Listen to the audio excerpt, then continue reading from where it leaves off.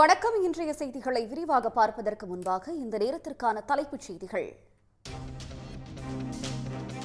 தமிழ்நாட்டின் பல்வேறு இடங்களில் கோடை மழை குறைந்து மீண்டும் சுட்டெரிக்கும் வெயில். அடுத்த 5 நாட்களுக்கு 3 டிகிரி செல்சியஸ் வரை வெப்பநிலை அதிகரிக்கும் என எச்சரிக்கை. வட இந்திய மக்களை வாட்டி வதைக்கும் வெப்ப அலை. நாட்டிலேயே அதிகபட்சமாக ராஜஸ்தானின் பலேடியில் 121 டிகிரி ஃபாரன்ஹீட் வெப்பம் பதிவு. நாட்டின் துறைமுகங்களை தனியாருக்கு விற்று 10,000 கோடி ரூபாய் திரட்ட ஒன்றிய அரசு திட்டம். தூத்துக்குடி துறைமுகத்தில் தனியார் நிறுவனத்தையும் பங்குதாரராக சேர்க்க ஆலோசிப்பதாக தகவல்.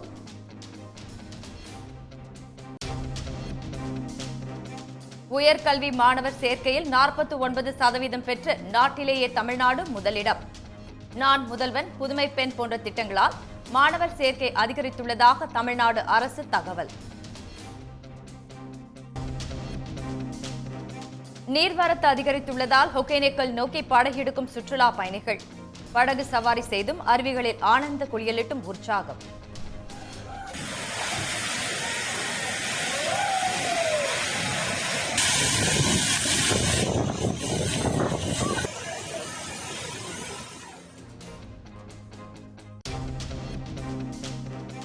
கமுதி அருகே கமகம கரிசோருடன் நடந்த தர்ம முனீஸ்வரர் கோயில் திருவிழா.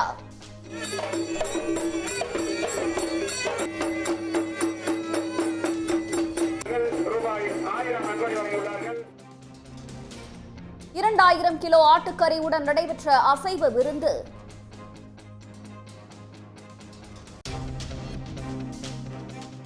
பாலியல் வழக்கில் வரும் 31ஆம் தேதி சிறப்பு குழு முன்பு ஆஜராகிறார் பிரஜ்வல் ரேவண்ணா. சட்ட ரீதியாக வழக்கை எதிர்கொள்வேன் என்றும் வீடியோ வெளியிட்டு அறிவிப்பு.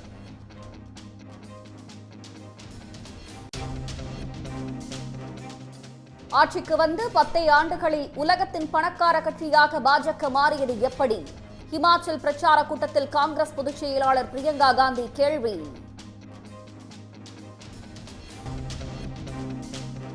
தொப்பை இருந்தால் நீரிழிவு, மாரடைப்பு ஏற்படும் அபாயம் அதிகம்.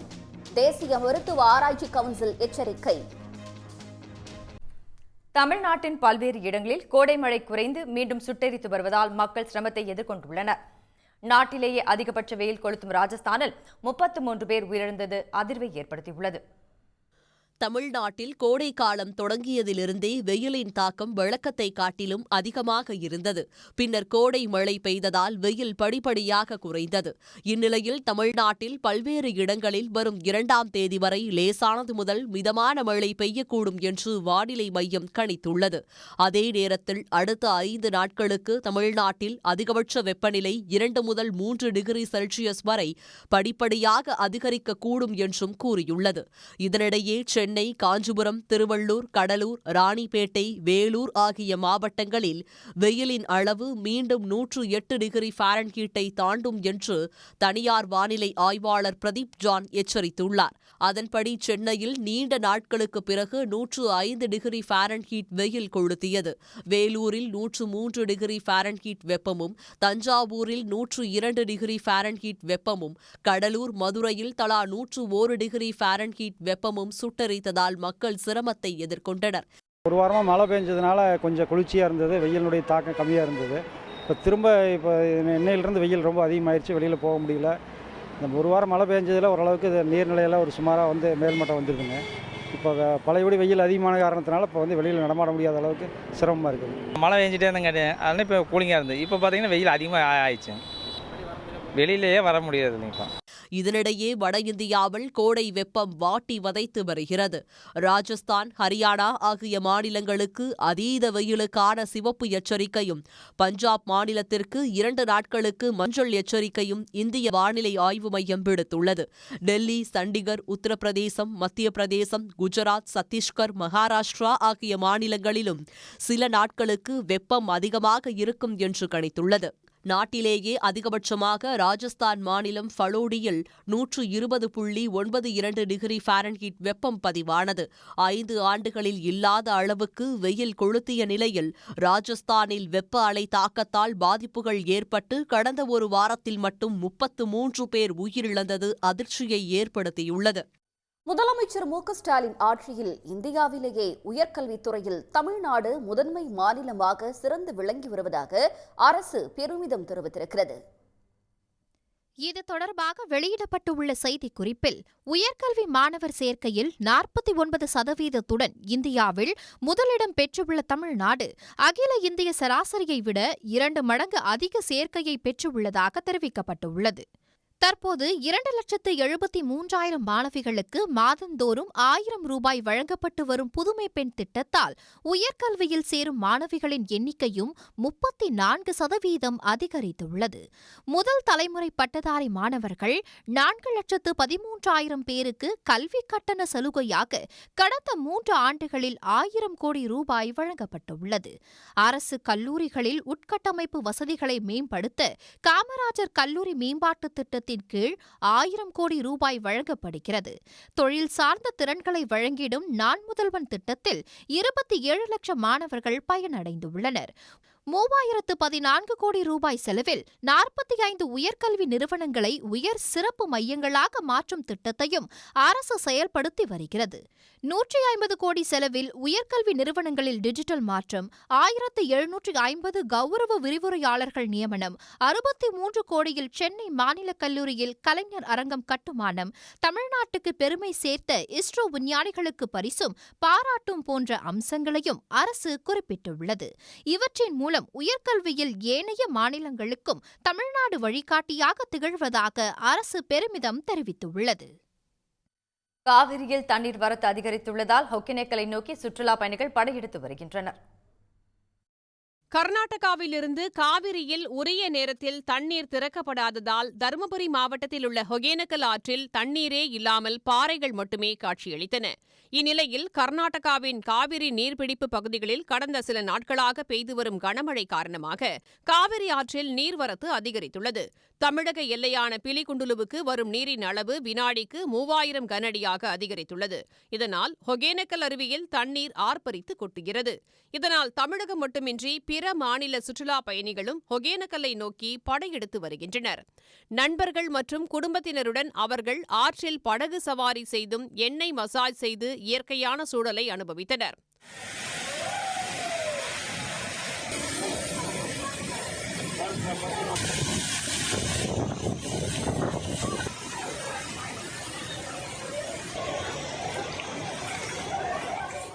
எங்க ஊரை காட்டிலும் இங்க வரும்போது இயற்கை சூழ்நிலை, மலை சார்ந்த மரங்கள், பூக்கள் ரொம்ப மகிழ்ச்சியா இருக்கு. இங்க வந்து சுத்தமா வெப்பமே இல்லை. குளிர் எப்படி சொல்றது, நவம்பர், டிசம்பர், ஜனவரி மாதிரியான ஒரு குளிர் சார்ந்த மாதிரியான சூழ்நிலை நிலவுது. இதனிடையே கன்னியாகுமரி மாவட்டத்தில் பெய்து வந்த தொடர் மழை சற்று குறைந்த நிலையில் திற்பரப்பு அருவியில் நீர்வரத்து குறைந்தது. இதன் காரணமாக அருவியில் குளிக்க விதிக்கப்பட்டிருந்த தடை 8 நாட்களுக்கு பிறகு நீக்கப்பட்டுள்ளது. அருவியில் குளிக்க அனுமதி அளிக்கப்பட்டதால் சுற்றுலா பயணிகள் உற்சாக குளியல் போட்டனர்.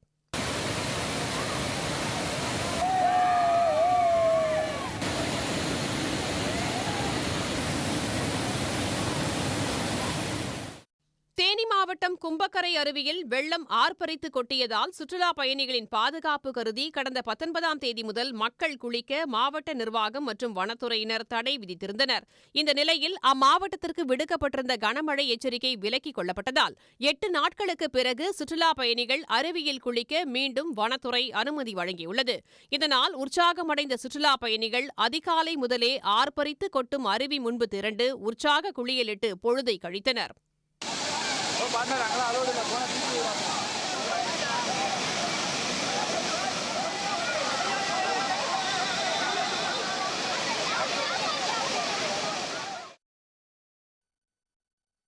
நாட்களாக தொடர்ந்து இறங்கி வந்த தங்கத்தின் விலை இன்று சவரனுக்கு 520 ரூபாய் உயர்ந்து 53,760 ரூபாய்க்கு விற்பனை செய்யப்படுகிறது. சென்னையில் ஆபரண தங்கத்தின் விலை 10 நாட்களுக்கு முன்பு ஒரு சவரன் 54,800 ரூபாயாக இருந்தது. அதனைத் தொடர்ந்து விலை குறைந்து வந்தது. 9 நாட்களில் 1,560 ரூபாய் வரை தங்கத்தின் விலை குறைந்தது. இதனால் பொதுமக்கள் சற்று நிம்மதியடைந்த நிலையில் மீண்டும் விலை உயர்ந்துள்ளது. ஒரு சவரன் தங்கத்தின் விலை 53,240 ரூபாயாக இருந்த நிலையில் 520 ரூபாய் அதிகரித்து 53,760 ரூபாயாக உயர்ந்துள்ளது. 1 கிராம் தங்கத்தின் விலை 6,665 ரூபாயாக இருந்த நிலையில் 65 ரூபாய் உயர்ந்து 6,720 ரூபாயாக உள்ளது. வெள்ளியின் விலையும் அதிகரித்துள்ளது. 1 கிராம் வெள்ளி விலை 1 ரூபாய் 50 காசுகள் உயர்ந்து 97 ரூபாய் 50 காசுகளாக உள்ளது. 1 கிலோ வெள்ளி 97,500 ரூபாய்க்கு விற்பனை செய்யப்படுகிறது. கடந்த வாரத்தில் வெள்ளியின் விலை 101 ரூபாயாக உயர்ந்து புதிய உச்சத்தை பதிவு செய்தது. அதன் பிறகு படிப்படியாக விலை குறைந்து வந்த நிலையில் இன்று மீண்டும் உயர்ந்துள்ளது. கோடை மழை காரணமாக காய்கறி விளைச்சல் பாதித்திருப்பதால் திண்டுக்கல் சந்தையில் காய்கறிகள் கிலோவிற்கு 40 ரூபாய் வரை உயர்ந்துள்ளது. திண்டுக்கல் சந்தைக்கு செம்பட்டி, சின்னாளப்பட்டி, கலிக்கம்பட்டி, வத்தலகுண்டு உள்ளிட்ட சுற்றுவட்டார பகுதிகளிலிருந்து காய்கறிகள் விற்பனைக்கு கொண்டுவரப்படுவது வழக்கம். இவற்றுடன் கொடைக்கானல், உதகையிலிருந்து கேரட், பீன்ஸ், அவரைக்காய் போன்ற காய்கறிகள் விற்பனைக்கு கொண்டுவரப்படும். இவற்றை உள்ளூர் வியாபாரிகள் மட்டுமின்றி சென்னை, மதுரை, திருச்சி போன்ற வெளிமாவட்ட வியாபாரிகளும் வாங்கிச் செல்வார்கள். ஆனால் கடந்த 20 நாட்களாக பல்வேறு பகுதிகளில் கொட்டிய கனமழையால் காய்கறி விளைச்சல் கடுமையாக பாதிக்கப்பட்டுள்ளது. இதனால் திண்டுக்கல் காந்தி காய்கறி மார்க்கெட்டுக்கு காய்கறிகளின் வரத்து குறைந்து அதன் விலை ஏற்றம் கண்டுள்ளது. ஒரு 10 நாளா மழையின் காரணமா வரத்து குறைவு. அது மட்டும் இல்லாம திருமண முகூர்த்தங்கள், தேர் திருவிழாக்கள் நிறைய நடக்கிறதுனால காய்கறியுடைய வரத்து ரொம்ப மிகவும் கம்மியா இருக்கிறதுனால இன்னைக்கு எல்லா காய்கறியுமே விலை ஏற்றமா இருக்கிறது. மார்க்கெட்ல இங்க வந்து வாங்கினா விலை கம்மியா இருக்குன்னு எதிர்பார்த்தேன். ஆனா இங்க வந்தா போன வாரத்தை காட்டில இந்த வாரம் ரொம்ப அதிகமா இருக்குது காய்கறி விலை. 1 கிலோ வந்து சேனக்கிழங்கு அதிகபட்சம் நான் 60 ரூபாய்க்கு வாங்கிட்டு இருந்தேங்க. இப்ப வந்து 100 ரூபாய் 110 ரூபா வரேன்னு சொல்றாங்க காய்கறி விலை. அதே மாதிரி பீன்ஸ் வந்து 70 ரூபா வித்துட்டு இருந்தாங்க, இன்னைக்கு 120 ரூபா சொல்றாங்க. திண்டுக்கல் சந்தையில் கேரட், பாகற்காய், பீன்ஸ், தக்காளி போன்ற காய்கறிகள் கிலோவுக்கு 20 ரூபாய் முதல் 40 ரூபாய் வரை விலை உயர்ந்து விற்கப்படுவது குறிப்பிடத்தக்கது. ராமநாதபுரம் மாவட்டம் கமுதி அருகே தர்ம முனீஸ்வரர் கோயில் வைகாசி திருவிழாவை முன்னிட்டு 2000 கிலோ ஆட்டுக்கறி, 1500 கிலோ சாதத்துடன் கமகம கரிசோறு விருந்து பரிமாறப்பட்டது.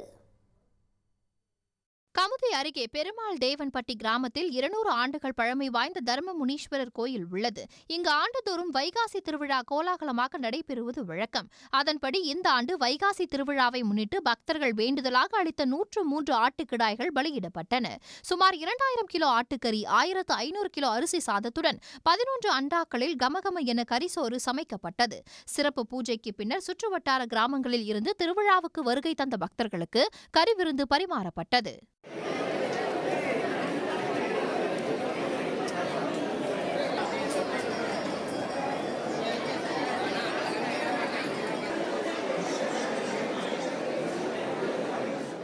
ஆண்டுதோறும் நூற்றுக்கணக்கான கடாய்களை பலியிட்டும் 1500 கிலோ அரிசிக்கு மேல் சமைத்து சாதி மதம் வராமல் எந்த ஒரு வேற்றுமை இல்லாமல் அனைத்து மதத்தின் சார்பாகவும் அனைத்து மக்கள் சார்பாகவும் அன்னதானம் சிறப்பாக நடந்து கொண்டிருக்கிறது.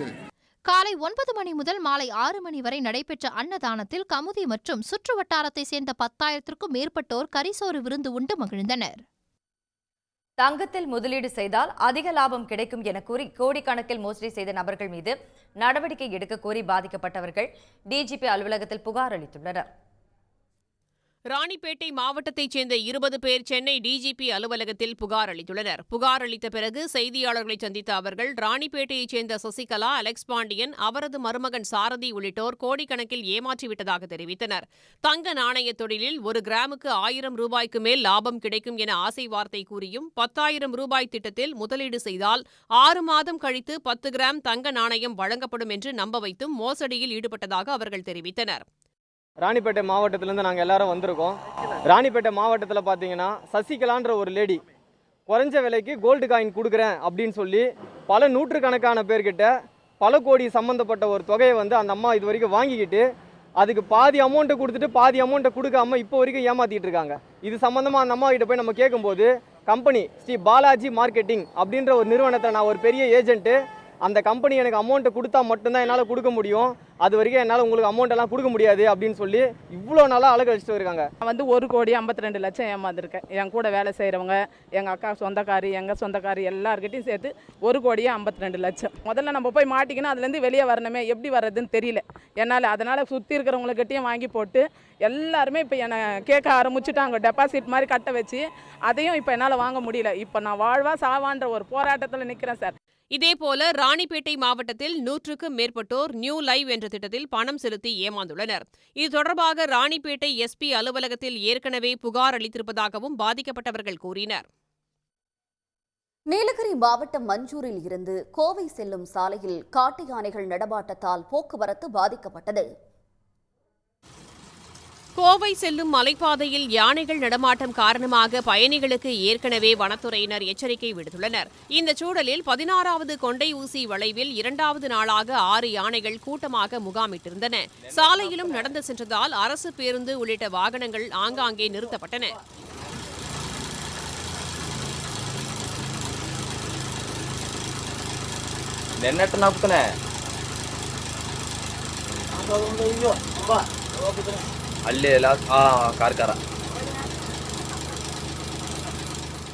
யானைகள் அங்கேயே நீண்ட நேரம் நின்றதால் வாகனங்கள் செல்ல முடியாத நிலை ஏற்பட்டது. சுமார் 1 மணி நேரத்திற்கு பிறகு யானைகள் சென்றதால் வாகனங்கள் புறப்பட்டு சென்றன. சாலைகளில் வனத்துறையினர் ரோந்து சென்று யானைகளை அடர்ந்த வனப்பகுதிக்குள் விரட்ட வேண்டும் என அப்போது கோரிக்கை விடுத்தனர். மும்பை அகமதாபாத் இடையிலான புல்லட் ரயில் திட்டத்திற்காக நவி மும்பையில் 394 மீட்டர் நீள சுரங்கம் தோண்டும் பணிகள் நிறைவடைந்திருப்பதாக அறிவிக்கப்பட்டுள்ளது. மும்பை அகமதாபாத் இடையேயான 352 கிலோமீட்டர் தொலைவு புல்லட் ரயில் திட்டத்தை தேசிய அதிவேக ரயில் கார்ப்பரேஷன் நிறுவனம் கடந்த 2020ஆம் ஆண்டு தொடங்கி மேற்கொண்டு வருகிறது. திட்டத்தின் ஒரு பகுதியாக மராட்டிய மாநிலத்தில் பாந்த்ரா, குர்லா காம்ப்ளெக்ஸ் மற்றும் ஷில்பதா இடையேயான 21 கிலோமீட்டர் தொலைவிற்கான சுரங்கம் தோண்டும் பணிகள் நடைபெற்று வருகிறது. இந்நிலையில் நவி மும்பையில் கன்சோலி என்ற இடத்தில் கடந்த 2023ஆம் ஆண்டு டிசம்பர் மாதம் தொடங்கி நடைபெற்று வந்த 394 மீட்டர் நீள சுரங்கம் தோண்டும் பணி 6 மாதங்களில் நிறைவுற்றுள்ளதாக தெரிவிக்கப்பட்டுள்ளது. 2027ஆம் ஆண்டில் ரயில் சேவை தொடங்கும் என எதிர்பார்க்கப்படுகிறது. ஒரு காலத்தில் தொப்பை உள்ள மனிதர்களை காட்சிப் பொருள் போல் வேடிக்கை பார்ப்பவர்கள் கேலியும் செய்வது உண்டு. ஆனால் இன்றைய அவசர உலகில் குழந்தைகளுக்கும் தொப்பை பிரச்சனை அதிகம் வர தொடங்கிவிட்டது. இதற்கு என்ன காரணம்? இதனால் எத்தகைய ஆபத்துகள் காத்திருக்கின்றன? அதற்கு தீர்வுதான் என்ன? இந்த செய்தி தொகுப்பில் விரிவாக பார்க்கலாம். தொந்தியும் தொப்பையுமாக உள்ள குண்டு மனிதர்களை பல்வேறு விதமாக விமர்சிப்பது வழக்கம். செழிப்பான உணவு, மரபியல் மற்றும் முதுமையின் காரணமாக இந்த தொப்பை வரலாம் என ஆராய்ச்சியில் உறுதிப்படுத்தப்பட்டுள்ளது. தற்போது குழந்தைகள், இளம் பருவத்தினரிடையே தொப்பை மற்றும் உடல் பருமன் பிரச்சனை அதிகம் ஏற்படுகிறது. உடற்பயிற்சியே செய்யாமல் மிக குறைந்த வேலையை செய்பவர்களுக்கும் வயிற்றில் கொழுப்பு சேர்ந்து தொப்பை உருவாக வாய்ப்பு அதிகம். ஆண்களுக்கு 90 சென்டிமீட்டருக்கு மேலும், பெண்களுக்கு 80 சென்டிமீட்டருக்கு மேலும் இடுப்பு அளவு இருந்தால் நீரிழிவு, மாரடைப்பு, பக்கவாதம், இரத்த கொதிப்பு போன்ற வாழ்வியல் சார்ந்த நோய்களால் பாதிக்கப்பட வாய்ப்புள்ளதாக எச்சரிக்கின்றனர் மருத்துவர்கள். தேசிய மருத்துவ ஆராய்ச்சி கவுன்சிலும் தேசிய ஊட்டச்சத்து மையமும் இணைந்து நடத்திய ஆய்வின் அடிப்படையில் இந்தியர்களுக்கான உணவு வழிகாட்டுதல்களை வெளியிட்டுள்ளார்கள். அதன்படி உப்பு, சர்க்கரை, எண்ணெய், பொரிக்கப்பட்ட உணவுகள் போன்றவற்றை குறைத்து கொள்ள வேண்டும் என மருத்துவர்கள் அறிவுறுத்துகின்றனர். ஹோட்டல்களில் மட்டுமல்ல, இவற்றை வீட்டில் தயாரித்தாலும் அதே ஆபத்துதான் என்கிறார்கள் ICMR விஞ்ஞானிகள். மதுபானம், குளிர்பானம் ஆகியவற்றை அறவே தவிர்க்க வேண்டும். பழங்கள், காய்கறிகள், பாலிஷ் செய்யப்படாத முழு தானியங்கள் மற்றும் சிறுதானியங்கள் போன்றவற்றை எடுத்துக்கொண்டால் தொப்பை, உடல் பருமன் போன்ற சிக்கலில் சிக்காமல் தப்பிக்கலாம். நம்மளோட உணவு முறைகள் ரொம்ப மோசமாயிட்டே போகுது. பிகாஸ் ரொம்ப ப்ராசஸ்ட் ஐட்டம்ஸ், ரெடிமேட் ஃபுட்ஸ் நிறையா சாப்பிட்றது, அன்ஹெல்தி, அன்பேலன்ஸ்ட், அன்டைம்லி ஃபுட் சாப்பிட்றதெல்லாம் ரொம்ப காமன் ஆயிடுச்சு. இந்த மெயின் 2 ரீசன்ஸ்னால தான் obesity is on the increase. உணவுக்கும் சமையலுக்கும் நமது பாரம்பரிய மண் பாத்திரங்களை பயன்படுத்துவதே நல்லது என்றும், சந்தையில் அதிகம் விற்கப்படும் நான்ஸ்டிக் பாத்திரங்கள் ஆபத்தானவை என்கிறது ICMR அறிக்கை. நான்ஸ்டிக் பாத்திரத்தில் சமைக்கப்படும் உணவால் கல்லீரல் பாதிப்பு, அதிக இரத்த கொதிப்பு பிரச்சனைகள் வரலாம் என எச்சரிக்கின்றனர். ட்ரெடிஷ்னலாக பாரம்பரியமாக மண்பானையில் தான் சமையல் பண்ணிகிட்டு இருந்தோம். அதை திருப்பி நீங்கள் கொண்டு வரணும் உங்கள் ருட்டீன் குக்கிங்கில். 2வது granite stone cookware, granite stone குக்வேரில் நீங்கள் சமையல் பண்ணிங்கன்னா அது டெஃப்லான் கோட்டிங் இல்லாமல் இருக்கணும். அது இம்பார்ட்டன்ட் பாயிண்ட். ஏன்னா டெஃப்லான் கோட்டிங்கில் கேன்சர் வரதுக்கு வாய்ப்புண்டுன்னு பல ஆராய்ச்சி இருந்துச்சு. அதேபோல் கட்டுமஸ்தான உடலுக்கு ஆசைப்பட்டு உடற்பயிற்சி கூடங்களில் வழங்கப்படும் புரோட்டீன் மருந்துகளை உட்கொள்வதை தவிர்க்குமாறு அறிவுறுத்துகிறார்கள் விஞ்ஞானிகள். அதிக எண்ணெயில் பொரிக்கப்பட்ட அல்லது வறுக்கப்பட்ட அசைவ உணவுகள் புற்றுநோய்க்கு அழைப்பு விடுக்கும் என்கிறது ICMR ஆய்வறிக்கை. உணவு மற்றும் உடற்பயிற்சி மூலம் உடல் எடையை மெதுவாகவும் சீராகவும் குறைப்பதே நல்லது என்றும், ஒரு வாரத்தில் நமது எடையில் 1/2 கிலோ அளவுக்கு குறைப்பதே பாதுகாப்பானது என்றும் அறிவுறுத்துகிறார்கள் மருத்துவர்கள்.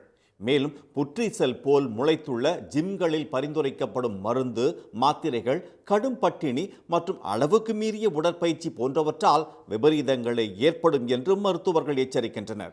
மொத்தத்தில் தொப்பை இல்லாத வாழ்வே ஆரோக்கியமானது என்கிறார்கள் விஞ்ஞானிகள். உதகையில் மலர் கண்காட்சி மற்றும் ரோஜா கண்காட்சி நிறைவடைந்த பிறகும் தாவரவியல் பூங்காவிற்கான நுழைவு கட்டணம் குறைக்கப்படாததால் சுற்றுலா பயணிகள் அதிருப்தி அடைந்திருக்கிறார்கள். மலைகளின் அரசி என்று அழைக்கப்படும் உதகைக்கு ஆண்டிற்கு சுமார் 30 லட்சம் சுற்றுலா பயணிகள் வந்து செல்கின்றனர். அவ்வாறு வரும் சுற்றுலா பயணிகள் அரசு தாவரவியல் பூங்கா, ரோஜா பூங்கா ஆகியவற்றை காண அதிக ஆர்வம் காட்டுகின்றனர். தாவரவியல் பூங்காவை காண வழக்கமான நாட்களில் பெரியவர்களுக்கு 50 ரூபாயும் சிறியவர்களுக்கு 30 ரூபாயும் நுழைவு கட்டணமாக வசூலிக்கப்பட்டு வந்தது. ஆனால் மலர் கண்காட்சி நடைபெறும் நாட்களில் மட்டும் நுழைவு கட்டணம் கணிசமாக உயர்த்தப்படுவது வழக்கம். இந்த நிலையில் நடப்பாண்டு மலர் கண்காட்சியின் போது பெரியவர்களுக்கு 150 ரூபாயும் சிறியவர்களுக்கு 75 ரூபாயும் நுழைவு கட்டணமாக அறிவிக்கப்பட்டு, பின்னர் எதிர்ப்புகளுக்கு அடுத்து பெரியவர்களுக்கான கட்டணம் மட்டும் 125 ரூபாயாக குறைக்கப்பட்டது. மலர் கண்காட்சி நிறைவடைந்த நிலையில் பழைய நுழைவு கட்டணம் வசூலிக்காமல் பெரியவர்களுக்கு 100 ரூபாய் என வசூலிக்கப்பட்டு வருகிறது. இதனால் சுற்றுலா பயணிகள் அதிருப்தி அடைந்துள்ளனர். 100 ரூபாய், 75 ரூபா, பெரியவங்களுக்கு 100 ரூபா, சின்னவங்களுக்கு 75 ரூபா, 50 ரூபான்னு போடுறாங்க. அதை பெரியவங்களுக்கு 50, 30 போல. ஃப்ளவர் ஷோ முடிஞ்சிச்சு. முடிஞ்ச பிறகு இந்த ரேட்டு போடுறது கொஞ்சம் இதுவாக தான் தெரியுது, கஷ்டமாக தான் இருக்குது. ரேட்டு கம்மி பண்ணலாம், நல்லா இருக்குது. இன்னும் நிறைய பேர் வந்து பார்ப்பாங்க. ஊட்டி வந்திருக்கோம், நிறைய வாட்டி வந்திருக்கோம், 20-30 வாட்டி வந்திருக்கோம். பொட்டானிக்கல் கார்டனும் நிறைய வாட்டி வந்திருக்கோம். இப்போ ஃப்ளவர் ஷோனால் வந்தோம். ஃப்ளவர் ஷோ முடிஞ்சிருச்சு. வந்து பார்க்கும்போது இங்கே என்னென்னா, முன்னாடி இருந்த டிக்கெட் சார்ஜு 50 ரூபா பெரியவங்களுக்கு, குழந்தைகளுக்கு 30 ரூபா. இப்போ பார்த்தாக்கா 100 ரூபா. சரி, ஃப்ளவர் ஷோ ஆகும்போது 100 ரூபா ஓகே, இந்த மாதிரி செட்டப் எல்லாம் பண்ணியிருக்காங்க, rate increase okay. But flower show தான் 20ஆம் தேதி வரைக்கும் தான் இருந்ததுன்னு சொல்கிறாங்க, முடிஞ்சிருச்சு.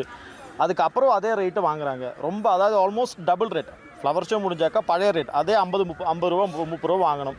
அது வாங்காமல் இப்போவும் 100 ரூபா 50 ரூபாவே வாங்கிட்டு இருக்காங்க. அது குழந்தைகளுக்கு வேற, அது 1 வயசு 2 வயசு வந்து கூட விட மாட்டாங்க. 50 ரூபா குழந்தைங்க வாங்குறாங்க.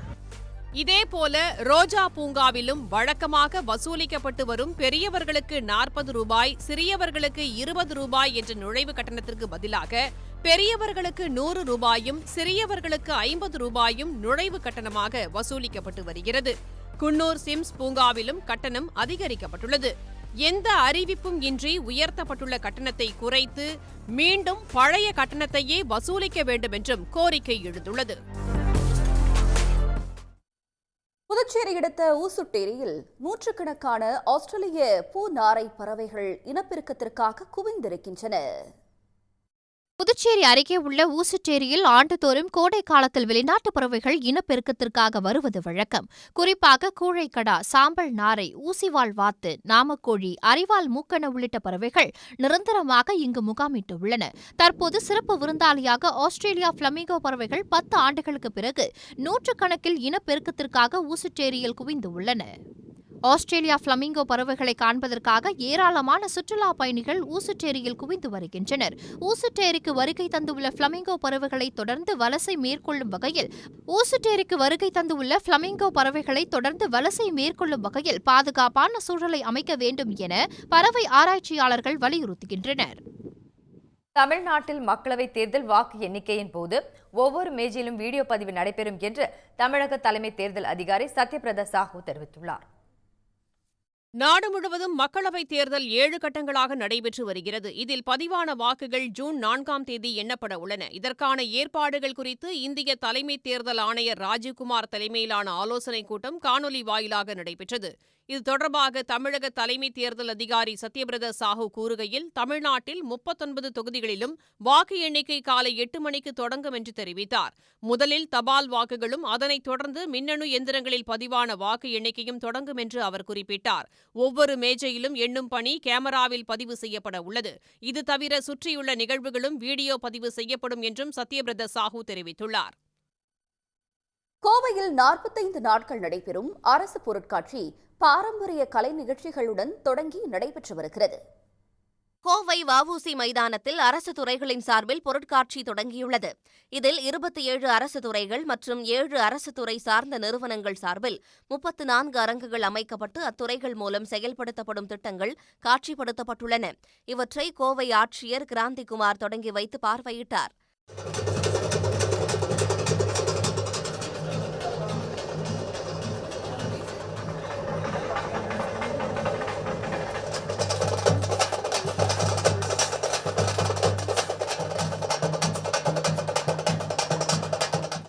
நாற்பத்தைந்து நாட்கள் நடைபெறவுள்ள இந்த பொருட்காட்சியில் பெரியோர்களுக்கு நுழைவு கட்டணமாக 15 ரூபாயும் சிறியவர்களுக்கு 10 ரூபாயும் நிர்ணயிக்கப்பட்டுள்ளது.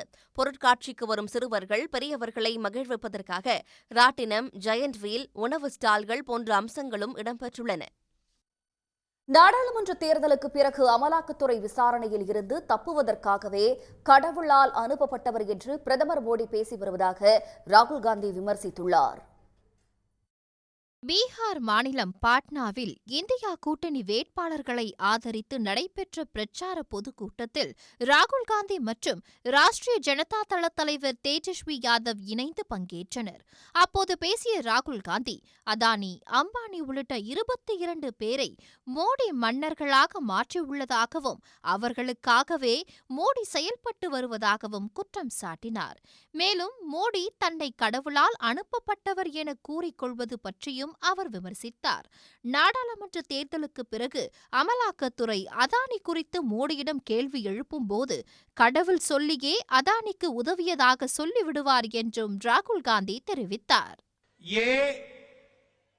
परमात्मा लेता है, मुझे परमात्मा ने ऊपर से भेजा है, मैं बायोलॉजिकल नहीं हूं, मैं परमात्मा का मैसेंजर हूं, उनका काम करने आया हूं. ये उन्होंने पता है क्यों कहानी निकाली है ये परमात्मा वाली? क्योंकि चुनाव के बाद जब वही ईडी के लोग नरेंद्र मोदी से अदानी जी के बारे में पूछेंगे तो नरेंद्र मोदी कहेंगे मैं नहीं जानता, परमात्मा ने कहा था. இதனிடையே ஆட்சிக்கு வந்த 10 ஆண்டுகளில் உலகத்தின் பணக்கார கட்சியாக பாஜக மாறியது எப்படி என காங்கிரஸ் பொதுச் செயலாளர் பிரியங்கா காந்தி கேள்வி எழுப்பியுள்ளார். ஹிமாச்சல பிரதேசம் சம்பா பகுதியில் நடைபெற்ற தேர்தல் பிரச்சார கூட்டத்தில் பேசிய அவர், இந்தியாவை 55 ஆண்டுகள் ஆட்சி செய்த காங்கிரஸ் கட்சியால் உலகத்தின் பணக்கார கட்சியாக மாற முடியவில்லை என தெரிவித்தார். मात्र 10 सालों में भाजपा इस दुनिया की सबसे अमीर पार्टी बन गई है. इसके बारे में क्या कहते हैं आप? कैसे बनी? कहां से आए ये पैसे? किसके पैसे हैं? 60,000 करोड़ रुपए सिर्फ अपनी पार्टी में इन्होंने पिछले 1-2 सालों से खर्चे हैं. அதிகாரத்தை மட்டுமே இலக்காக கொண்டு பாஜக செயல்படுவதாகவும் எதிர்க்கட்சிகள் ஆளும் மாநில அரசுகளை கவிழ்க்க பாஜகவும் மோடியும் முயற்சிப்பதாகவும் பிரியங்கா காந்தி குற்றம் சாட்டினார். ரெமல் புயல் கரையை கடந்துவிட்டாலும் மேற்கு வங்க மாநிலத்தில் கடும் சேதங்களை ஏற்படுத்தியிருக்கிறது. அசாம், மேகாலயா, திரிபுரா மாநிலங்களும் பாதிக்கப்பட்டுள்ளன. புயல் பாதிப்புகளால் மேற்கு வங்கத்தில் 2 பேரும், வங்கதேசத்தில் 10 பேரும் உயிரிழந்ததாக தெரிவிக்கப்பட்டுள்ளது. கடந்த 3 நாட்களாக மிரட்டி வந்த ரெமல் புயல் மேற்கு வங்கத்தின் சாகார் தீவுக்கும் வங்கதேசத்தில் உள்ள கெபுபரா மாவட்டத்திற்கும் இடையே கரையை கடந்தது.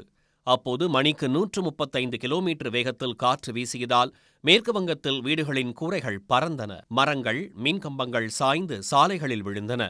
கடலில் பல அடி உயரத்திற்கு அலைகள் சீற்றத்துடன் எழும்பியது. சில இடங்களில் கடற்கரைகள் உடைபட்டு கிராமங்களுக்குள் கடல் நீர் புகுந்தது.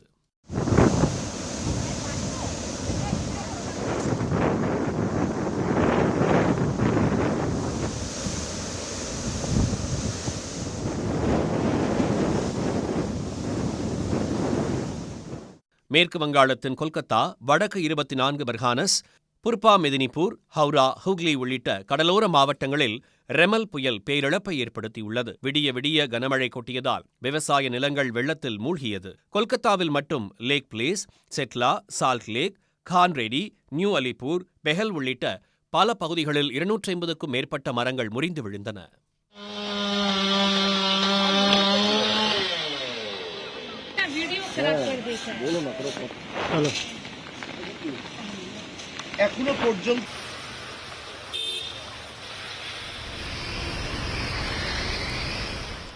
ஏராளமான மின்கம்பங்கள் சாய்ந்ததால் நகரத்தின் பெரும் பகுதி இருளில் மூழ்கியது. கொல்கத்தாவில் வீடு இடிந்து விழுந்ததில் சாஜித் என்பவரும், மரம் விழுந்ததில் மூதாட்டி ஒருவரும் உயிரிழந்தனர். மாநகராட்சி அதிகாரிகளும் பேரிடர் மேலாண் படையினரும் மரங்களை அகற்றி கொல்கத்தாவை இயல்பு நிலைக்கு கொண்டுவரும் பணியில் ஈடுபட்டிருக்கிறார்கள்.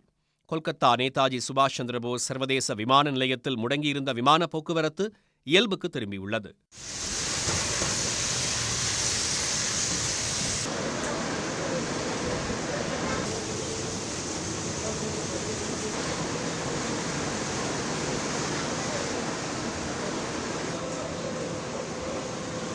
மேற்கு வங்காள அரசு முன்கூட்டியே கரையோர பகுதிகளிலிருந்து 1,00,000 பேரை நிவாரண முகாம்களுக்கு மாற்றிவிட்டதால் பெருமளவு உயிர் சேதம் தவிர்க்கப்பட்டது. இந்நிலையில் புயல் கடந்த பின்னரும் பலத்த மழை நீடித்து வருவதால் முர்ஷிதாபாத், நதியா மாவட்டங்களுக்கு சிவப்பு எச்சரிக்கை விடுக்கப்பட்டுள்ளது.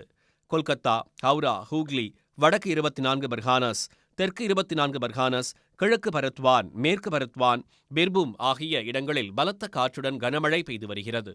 மேற்கு வங்கம் தவிர அசாம், மேகாலயா மாநிலங்களிலும் ரெமல் புயல் பாதிப்பினை ஏற்படுத்தியுள்ளது. பங்களாதேஷிலும் ரெமல் புயல் பரவலாக சேதங்களை ஏற்படுத்தியிருக்கிறது. 35,000க்கும் மேற்பட்ட வீடுகள் சேதமடைந்துள்ளதாகவும் இதுவரை 10 பேர் பலியாகியுள்ளதாகவும் அந்நாட்டின் மீட்புக்குழு தெரிவித்துள்ளது. இந்நிலையில் ரெமல் சூறாவளி வடக்கு வடகிழக்கு திசையில் நகர்ந்து படிப்படியாக வலுவிழக்கும் என்று இந்திய வானிலை மையம் தெரிவித்துள்ளது. தொண்டு நிறுவனங்கள் நடத்தும் சிறப்பு பள்ளிகளில் பயிலும் மாற்றுத்திறன் குழந்தைகளுக்கு ஜூன் மாதம் முதல் மதிய உணவு திட்டம் விரிவுபடுத்தப்பட உள்ளது. சிறப்பு பள்ளியில் பயிலும் மாற்றுத்திறன் மாணவர்களுக்கும் அரசு பள்ளிகளில் உள்ள சத்துணவு மையத்தில் இருந்து மதிய உணவு வழங்க கடந்த ஆண்டு அரசாணை வெளியிடப்பட்டு நிதி ஒதுக்கப்பட்டது.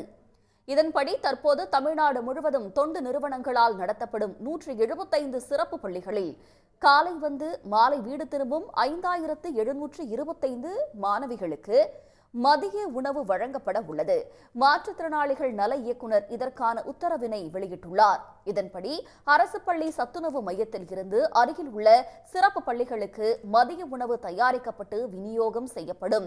உரிய நேரத்தில் மதிய உணவினை சூடாகவும் பாதுகாப்பான முறையில் கொண்டு செல்லவும் உணவினை முறையாக வழங்கிட பொறுப்பாளர்களை நியமிக்கவும் உத்தரவு பிறப்பிக்கப்பட்டுள்ளது. ஜூன் 1ஆம் தேதியில் இருந்தே சிறப்பு பள்ளிகளில் பயிலும் மாற்றுத்திறன் குழந்தைகளுக்கு மதிய உணவு விநியோகிக்கப்படும் என்று மாற்றுத்திறனாளிகள் நல இயக்குநர் தெரிவித்துள்ளார். முல்லை பெரியாறு அணைக்கு மாற்றாக புதிய அணை கட்ட முயற்சிக்கும் கேரள அரசை கண்டித்து தமிழக விவசாயிகள் முற்றுகை போராட்டத்தில் ஈடுபட்டதால் பரபரப்பு ஏற்பட்டது. தேனி, மதுரை, திண்டுக்கல், சிவகங்கை, ராமநாதபுரம் மாவட்ட மக்களின் நீர் ஆதாரமாக விளங்கும் முல்லை பெரியாறு அணைக்கு மாற்றாக புதிய அணை கட்டப்போவதாக அறிவித்துள்ள கேரள அரசு அதற்கான நிதியையும் ஒதுக்கியுள்ளது. இதற்கு எதிர்ப்பு தெரிவித்துள்ள தமிழக விவசாயிகள் சங்கங்கள் தேனி மாவட்டம் குமுளியில் இன்று பேரணி நடத்தினர். மத்திய மற்றும் கேரள அரசுகளை கண்டித்து முழக்கங்களை எழுப்பிய விவசாயிகள் புதிய அணை கட்ட மத்திய சுற்றுச்சூழல் அமைச்சகம் அனுமதி வழங்கக்கூடாது என்று வலியுறுத்தினர். இந்திய அரசு தமிழ்நாட்டை வஞ்சிக்கிறது.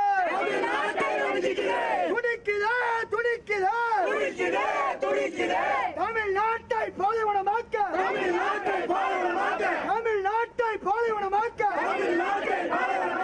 ஒன்றிய அரசு துடிக்குது. ஊர்வலமாக சென்ற விவசாயிகளை பென்னி குயிக் மணிமண்டபம் அருகே போலீசார் தடுத்து நிறுத்தினர். அப்போது தமிழகத்திற்கு கிடைக்கும் நீர் ஆதாரங்களை மத்திய அரசு முடக்க நினைப்பதாக அவர்கள் குற்றம் சாட்டினர். தமிழகம் முழுவதும் போராட்டம் வீரியமடையும். இது தேனியில் மட்டுமில்ல, இன்னைக்கு குமுளியில் தொடங்கி இருக்கோம். இந்த போராட்டம் திருவள்ளூர் வரைக்கும் நடக்கும். அதில் எந்த மாற்று கருத்தும் இல்லை. அதில் அசைஞ்சு பின்வாங்கிறதுக்கு எந்த வேலையும் இல்லை. பெரியார் அணை மீது கை வைத்தால் ஒட்டுமொத்தமாக கேரளாவுக்கான பொருளாதார தடையை அரசாங்கம் விதிக்கிறதோ இல்லையோ நாங்கள் விதிப்போம்.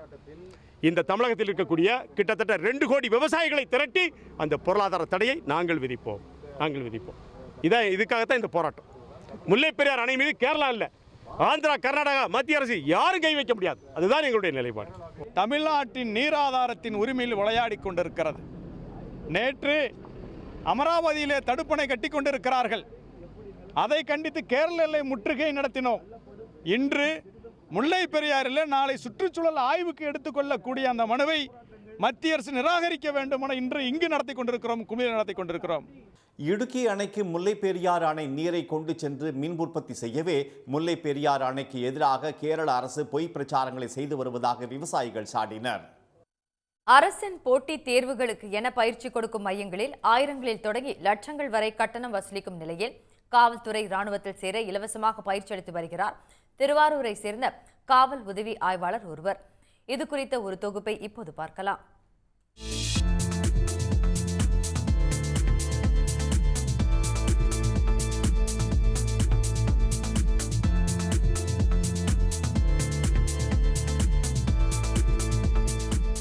திருவாரூர் மாவட்டம் அடியக்கமங்கலம் பகுதியைச் சேர்ந்தவர் காவல்துறை உதவி ஆய்வாளரான சதீஷ்குமார்.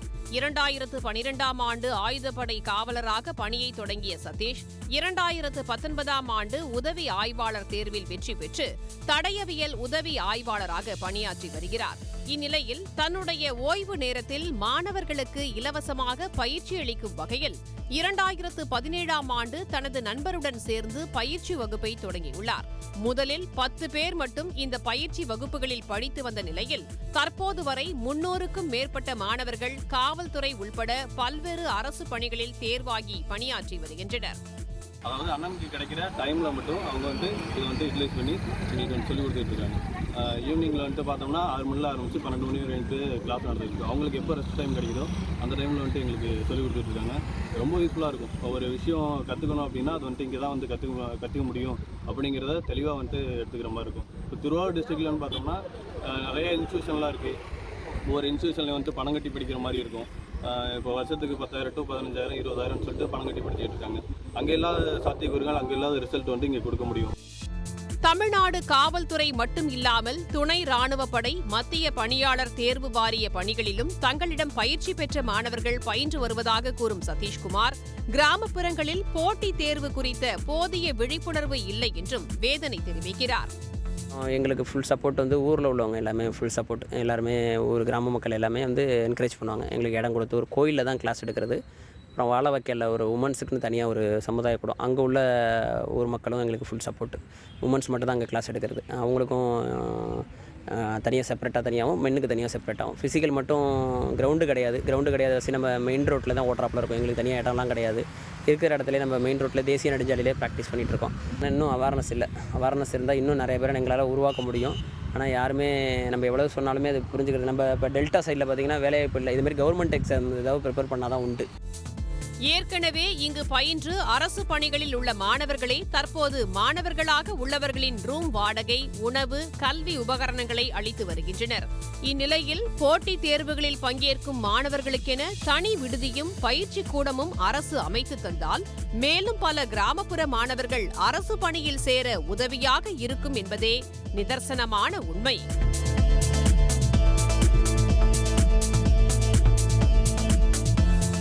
சன் செய்திகளுக்காக செய்தியாளர் வெங்கடேஷ் குமார். உடனுக்குடன் செய்திகளை தெரிந்து கொள்ள சன் நியூஸ் பெல் ஐகானை கிளிக் பண்ணுங்க.